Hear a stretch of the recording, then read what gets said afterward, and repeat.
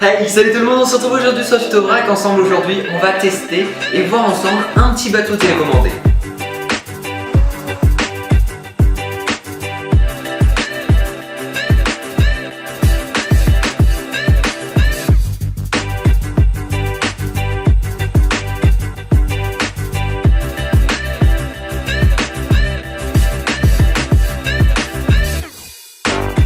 Ok, donc on se retrouve pour faire une vidéo sur ce magnifique bateau extraordinaire qui... Non, je rigole. Puis regardez un peu la tronche de la télécommande.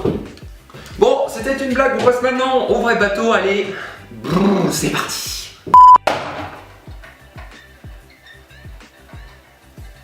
Ok, donc on se retrouve avec ce petit bateau là. Il est presque 50 cm de long. Il est vraiment assez lourd, il a vraiment une énorme hélice. Et on l'a acheté très peu cher puisqu'on est deux à l'avoir acheté. Un ami Brixel que vous avez déjà vu dans l'une de mes vidéos. Et donc ce bateau c'est le Goul RC Racing Boat.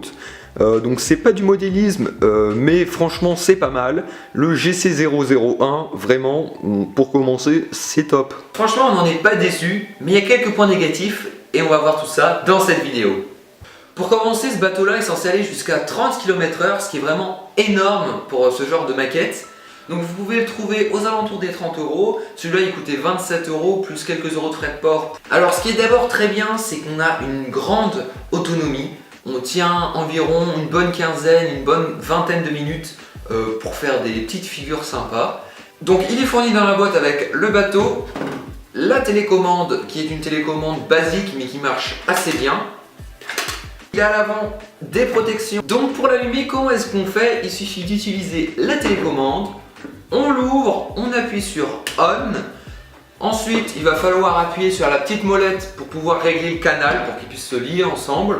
Et ensuite, on a plein d'options, donc des trims pour faire en sorte que le gouvernail tourne plus à droite, plus à gauche.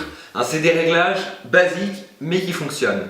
Mais l'une des spécificités de ce bateau, c'est qu'il est obligé d'être dans l'eau pour fonctionner. Ce qui peut être un point positif comme négatif. C'est-à-dire qu'ici, en dessous, vous avez deux petits électrodes qui vous permettent, quand vous le mettez dans l'eau, il va pouvoir donc s'allumer. L'inconvénient, forcément, c'est que ça engendre des fois des bugs. Ok, on va l'ouvrir et on va voir ce qu'il y a un peu dedans. Oh, c'est incroyable!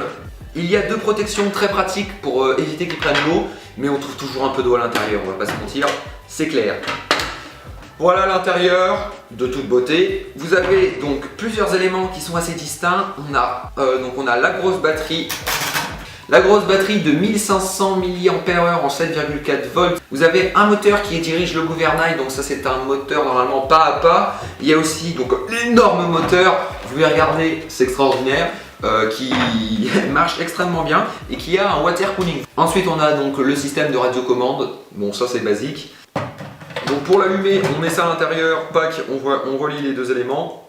On va maintenant faire quelques tests, je pense que j'ai tout dit. Il n'y a rien d'autre, tout est solide, tout est parfait, on y va, c'est parti.